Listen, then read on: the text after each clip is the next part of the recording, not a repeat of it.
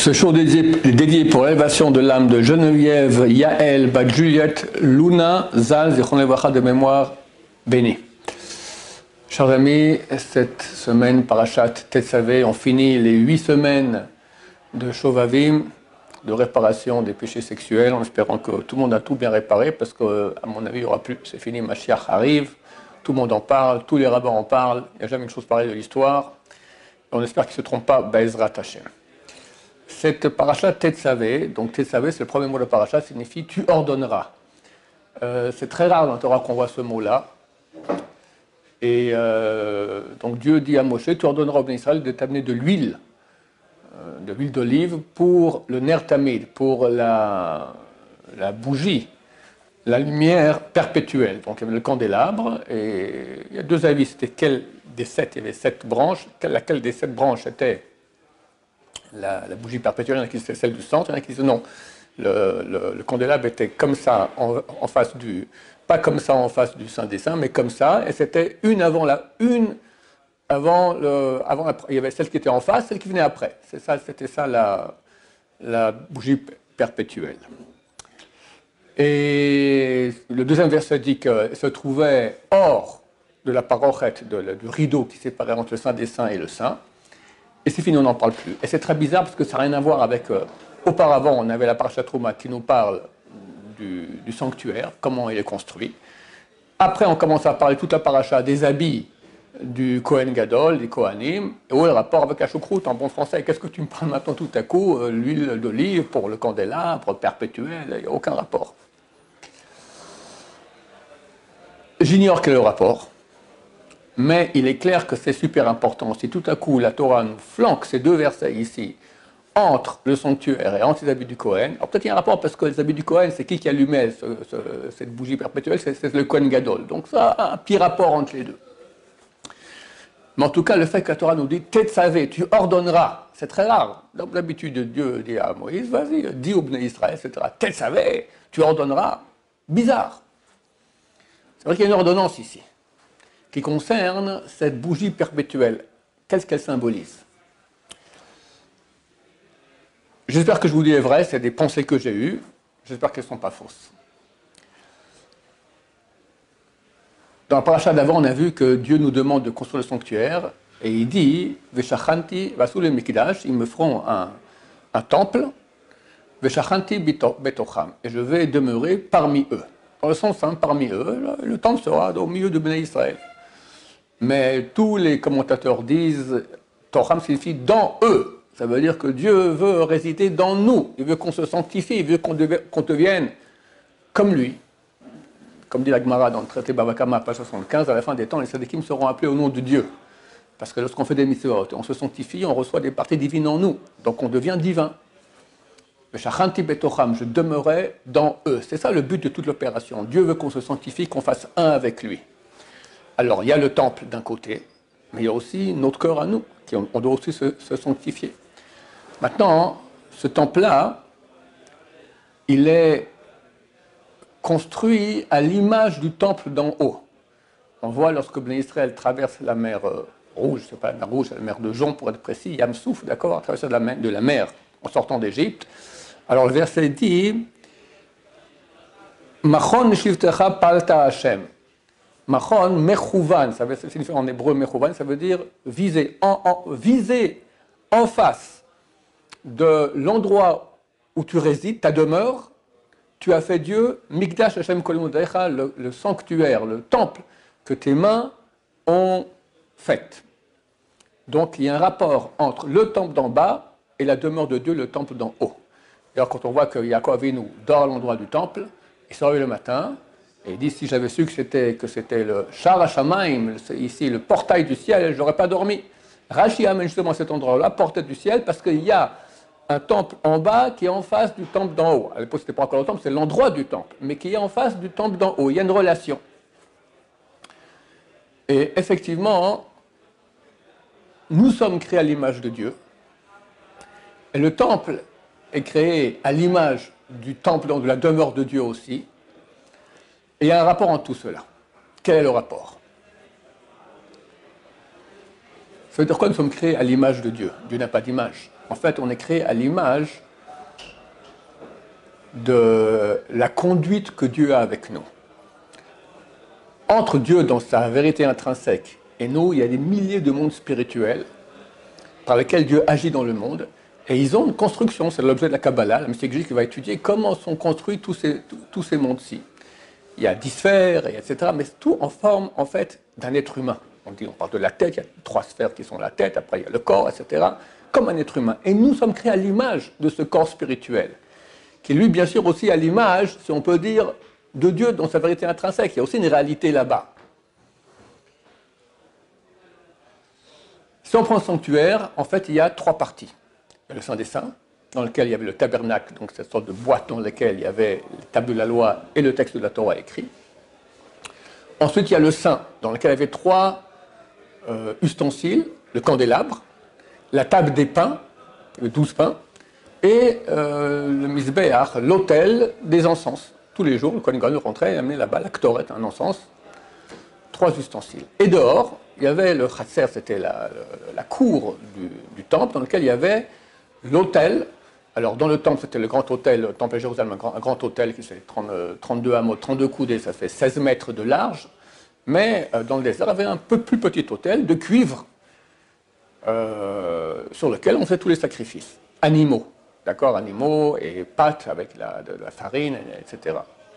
Mais pas les encens. Les encens, c'était sur le misbéach, l'autel du saint. Donc il y a 3 parties.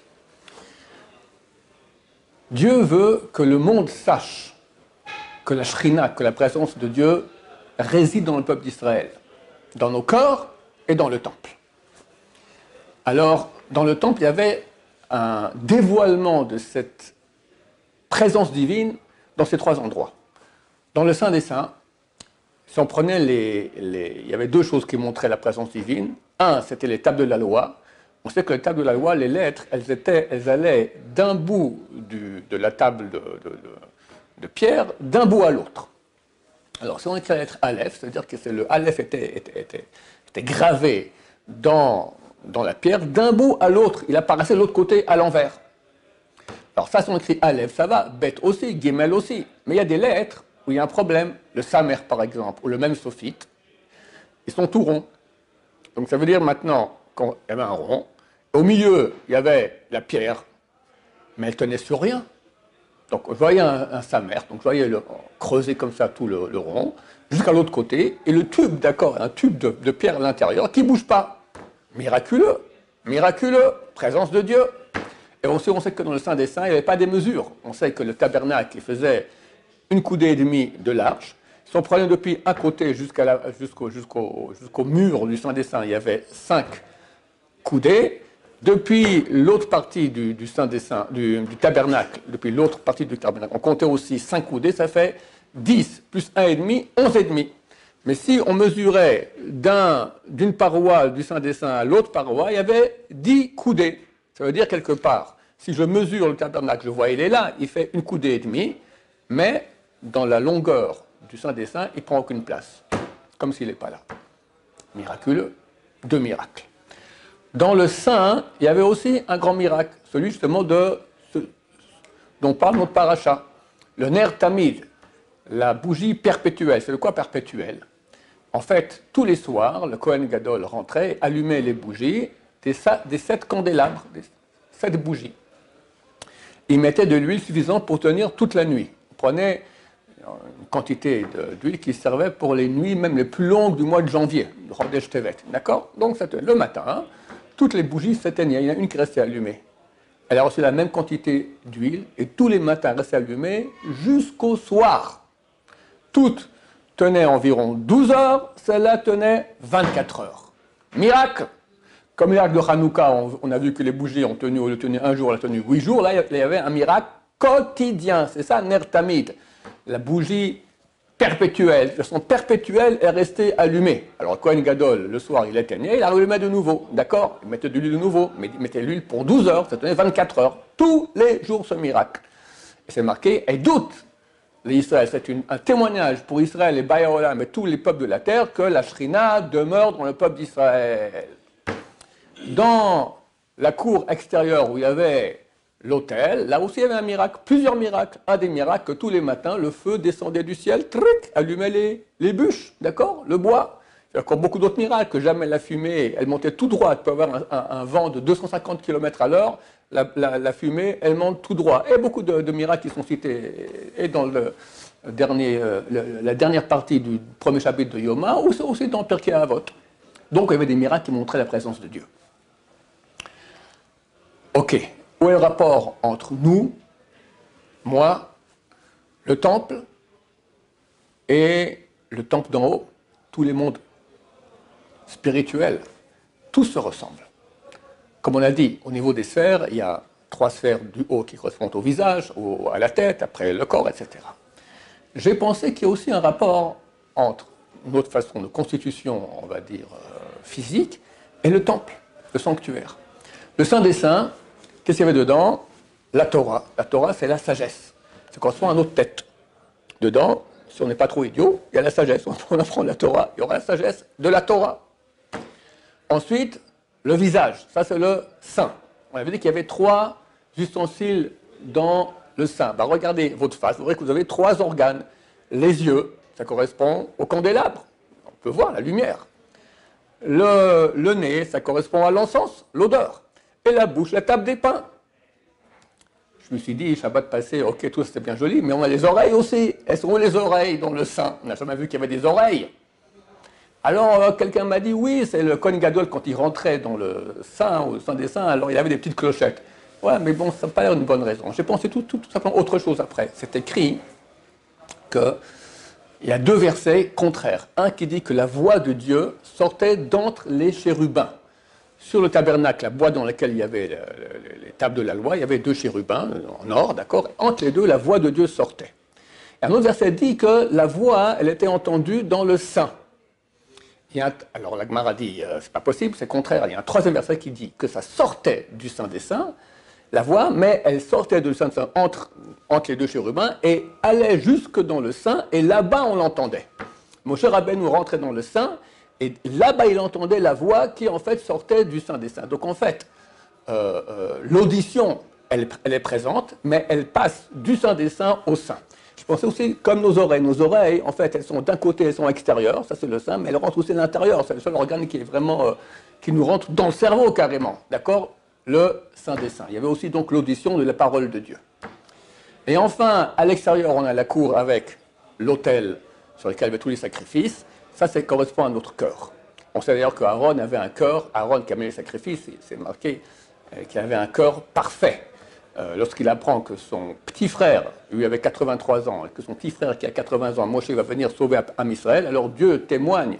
Moshe ne voulait pas aller en Égypte. Il a dit, comment je vais aller en Égypte, je vais sauver le peuple d'Israël, alors que mon grand frère, il doit passer avant moi.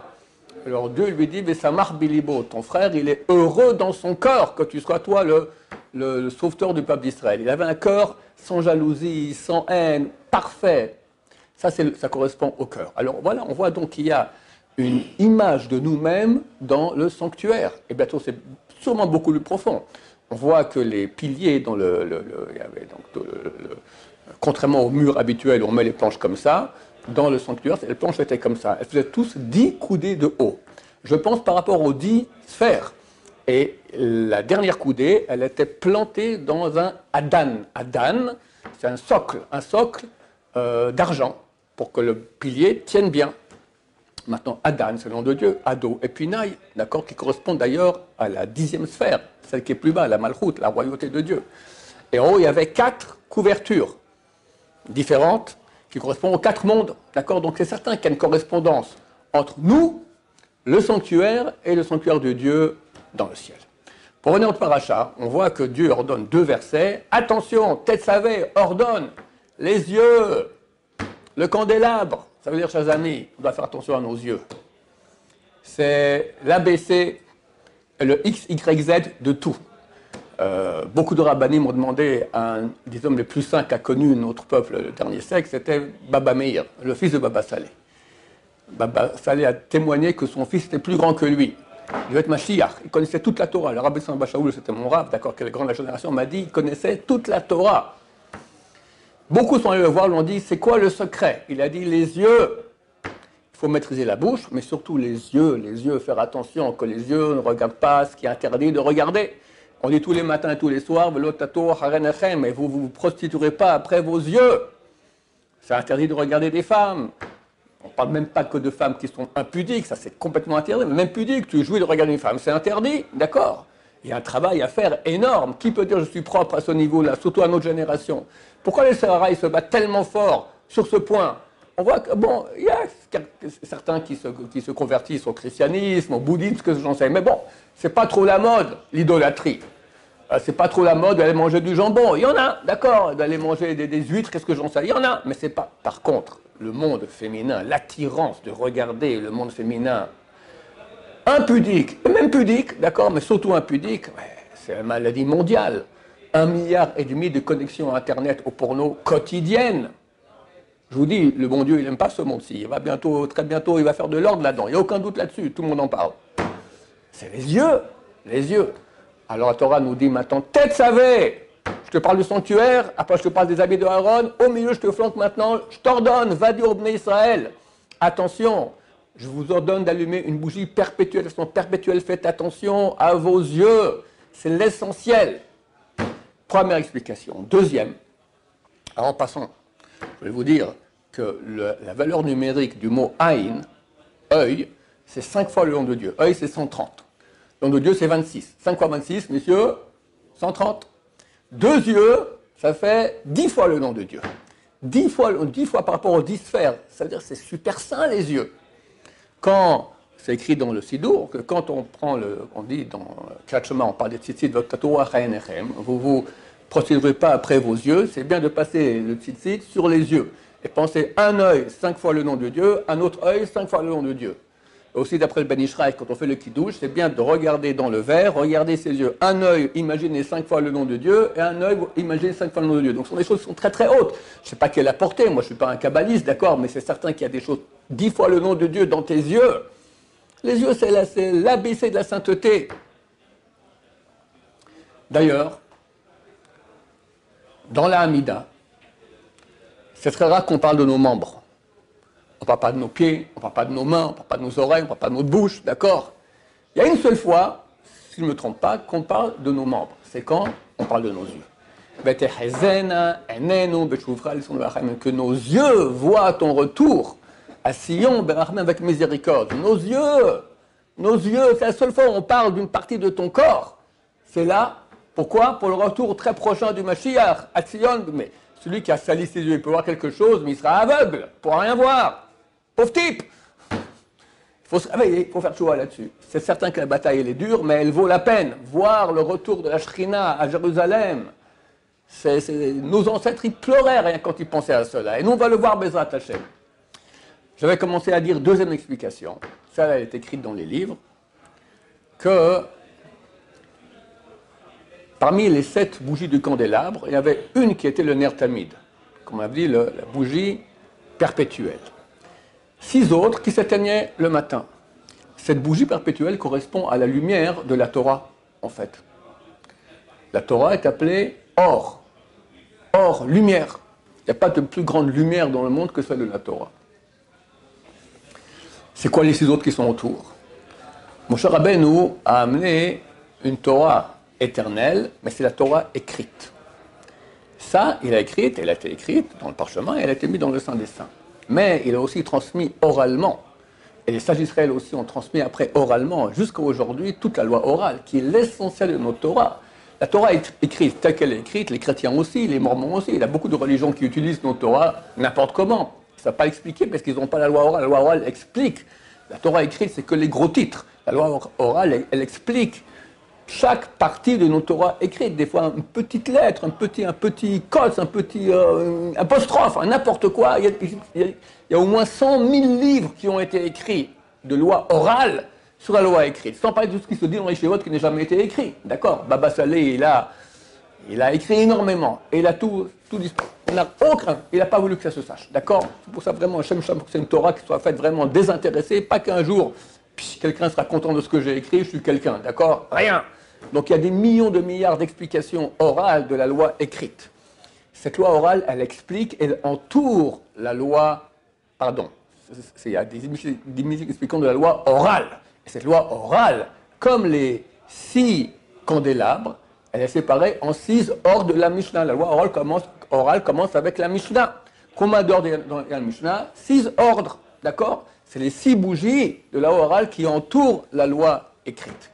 Et là, dans le paracha, Dieu ordonne à Moshe Rabbeinu, Tetzavé, ordonne Béni Israël d'amener maintenant le shemen, l'huile nécessaire pour la bougie du centre, et aussi, bien sûr, celle autour, que ce soit une loi écrite avec une loi orale. C'est ça la lumière du peuple d'Israël qui montre que Dieu se trouve dans le peuple d'Israël. Sans la Torah orale, le peuple d'Israël aurait disparu depuis très longtemps. C'est ça qui fait qu'on a un peuple éternel. C'est pour ça que nos ennemis sont toujours battus contre l'étude de Torah, à toutes les époques. Que ce soit à l'époque des Grecs, des Romains, en Espagne, en Russie rouge, en Russie du Tsar, d'accord? Ils ont tout fait pour que la Torah disparaisse. Parce qu'ils savaient quelque part. Je crois même que Poutine a dit ça au grand rabbin d'Israël. Le rabbin d'Israël qui le visitait il y a quelques années. Tu sais, Poutine lui a dit, Poutine connaissait très bien les Juifs, il avait des voisins juifs. Et tu sais pourquoi le peuple d'Israël est éternel? Parce qu'ils ont la Torah. Et les rabbins enseignent la Torah sans cesse. Lui-même, il a compris ça, d'accord? Donc, Baruch Hashem, effectivement, c'est une bougie éternelle, l'étude de Torah, et nous devons étudier. Sachez que le Midrash, il dit que cette bougie éternelle correspond aussi au Mashiach qui est appelé Ner, qui lui aussi est appelé bougie. Et grâce à cette bougie, donc à l'étude de Torah, alors Mashiach viendra. Mashiach, c'est l'âme de Moshe Rabbeinu et l'âme du roi David. Moshe ne vient pas s'il n'y a pas assez de Torah. Je vous ai dit une Torah, c'est pour que vous l'étudiez. C'est vrai que les rabbins de tout temps ont beaucoup promulgué l'étude de Torah dans les yeshivot, et chacun qui n'est pas un bachur yeshiva, n'importe quel juif, il doit fixer des heures de Torah quotidiennes. Ça fait partie des premières questions qu'on demande à quelqu'un quand on arrive au Olam Haba. Est-ce que tu as fixé des heures quotidiennes d'étude de Torah? C'est super important, c'est notre garantie d'éternité. Baruch Adonai, l'Olam, Amen va Amen.